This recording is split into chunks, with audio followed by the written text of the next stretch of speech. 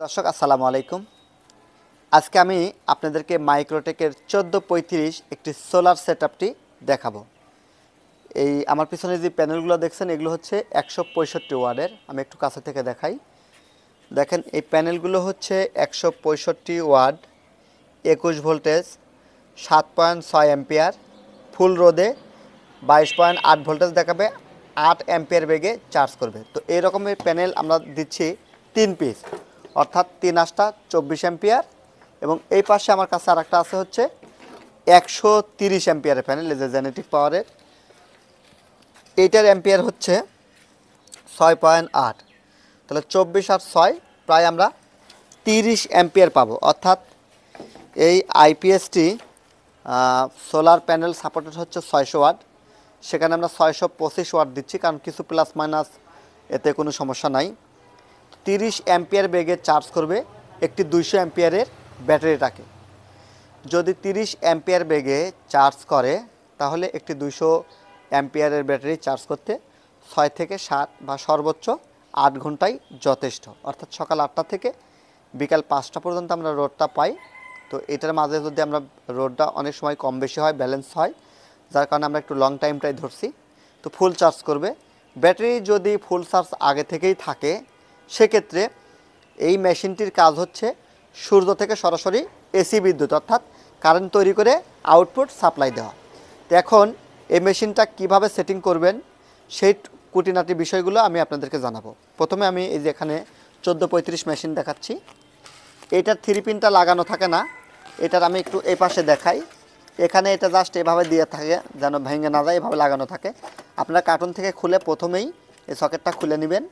দেন এই যে কেবলসটা আছে এটা সঠিক লাগাবেন। এটা অনেকেই এই আউটপুট আর ইনপুটের নেগেটিভগুলো টার্মিনালগুলো জাস্ট রাখে না। আমি সিলিকন আঠা হাতে লাগিয়েছি, যার কারণে একটু হাতটা স্লিপ করতেছে আর কি। এগুলো আপনারা স্টার ড্রাইভার হলে বেশি ভালো হয়। টেস্টার দিয়ে আসলে এই টেস্টারের মাথাটা ভালো না। যাই হোক, তো আপনারা স্ক্রু ড্রাইভার স্টার দিয়ে এগুলো খুলে নেবেন। আপনারা চেষ্টা করবেন টেকনিশিয়ান দিয়ে এই কাজগুলো করানো, কারণ নিজে করতে লেগে অনেক সময় ভুল করে ফেলেন। সেটি আমি আপনাদেরকে একটু দেখানোর চেষ্টা করছি। তো আপনারা অবশ্যই কেবলসগুলো সুন্দরভাবে লাগিয়ে নেবেন, সঠিক নিয়মে লাগানোর চেষ্টা করবেন। এবার খেয়াল করে দেখেন এখানে এন লেখা আছে। এন মানে হচ্ছে আমরা কালোটা দিয়ে দিব এবং এলে লালটা দিব। তো আমরা আগে কালোটা দিয়ে নিচ্ছি।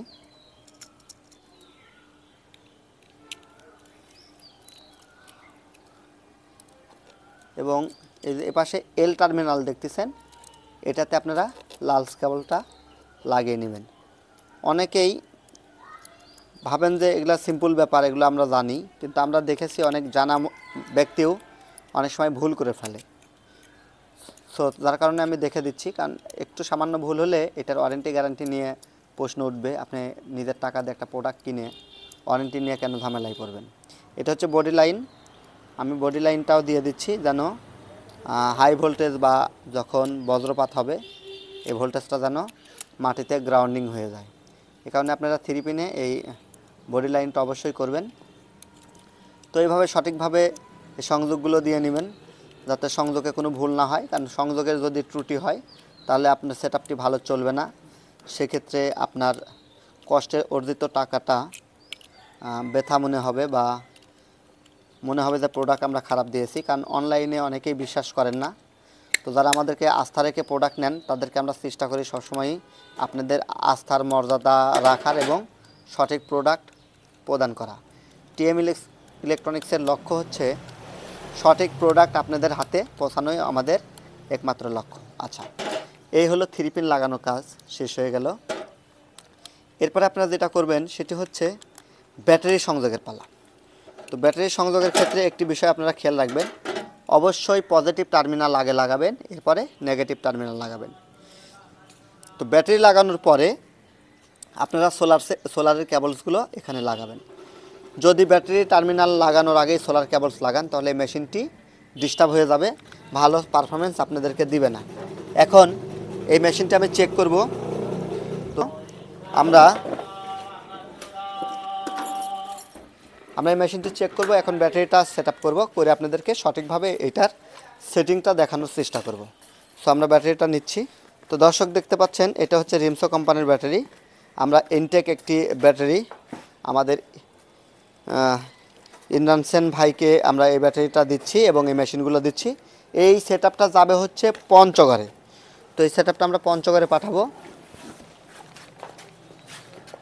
এই ব্যাটারিটা অনেক ওয়েট, দেখতে পাচ্ছেন একটি এ গ্রেডের রিমসো কোম্পানির ব্যাটারিটা আমরা দিচ্ছি। ব্যাটারিতে একটি গ্যারান্টি কার্ড আছে, এটা আপনারা যত্ন করে রাখবেন, কারণ 2 বছরের রিপ্লেসমেন্ট পাবেন, এটা রেখে দেবেন।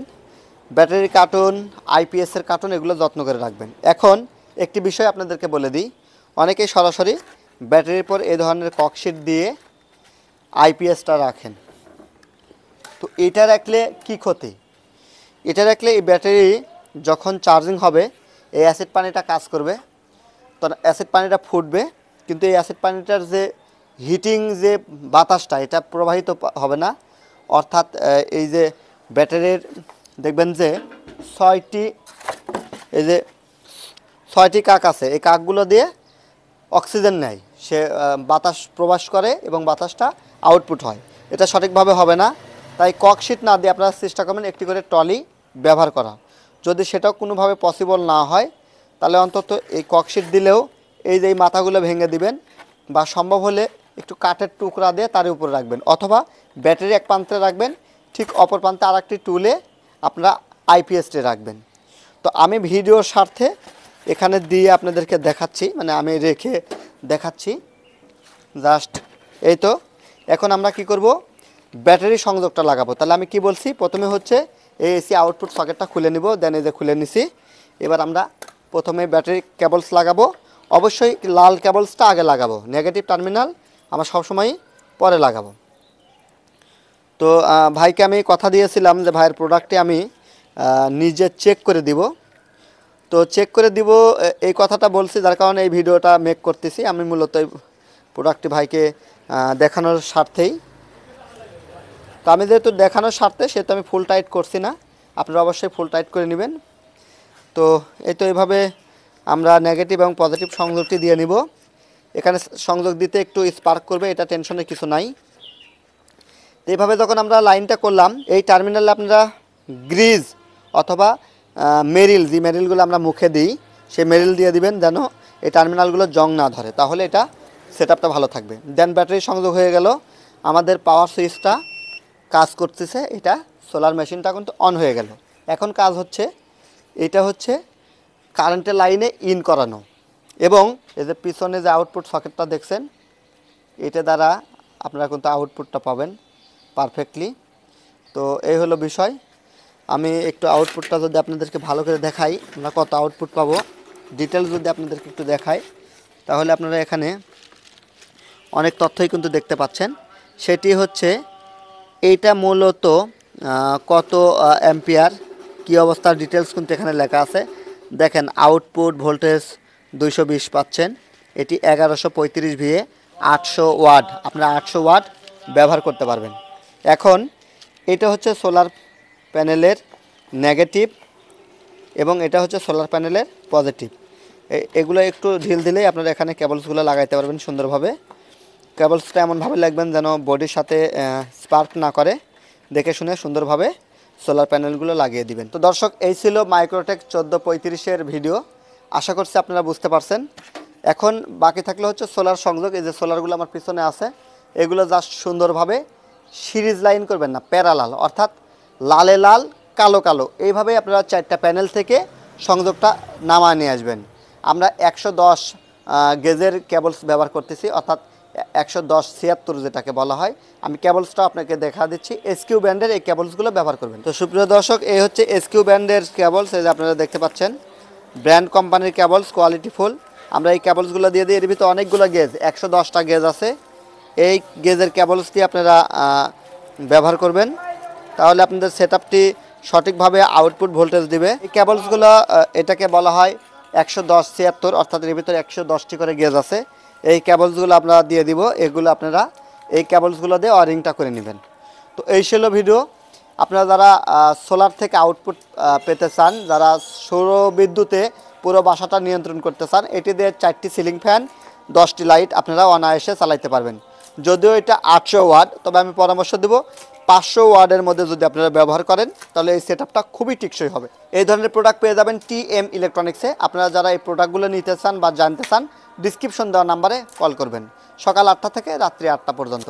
দেশের বাইরে থেকে কথা বলতে ইমো বা হোয়াটসঅ্যাপে যোগাযোগ করতে পারেন। সেই সঙ্গে আমার এই বড় ভাই আমার প্রতি আস্থা রেখে সেই পঞ্চগড় থেকে প্রোডাক্ট কিনেছে। ইনরাসেন দাদা, ইনি বাসা হচ্ছে থানাপাড়া, বোদা, পঞ্চগড়। তো আমি এনার কাছে এই প্রোডাক্টগুলো পাঠাচ্ছি। ইনি আমার কাছে 2000 টাকা অ্যাডভান্স করেছে, বাকি টাকা প্রোডাক্ট পেয়ে পরিশোধ করবে। এনার টোটাল বিল হয়েছে 75,600 টাকা।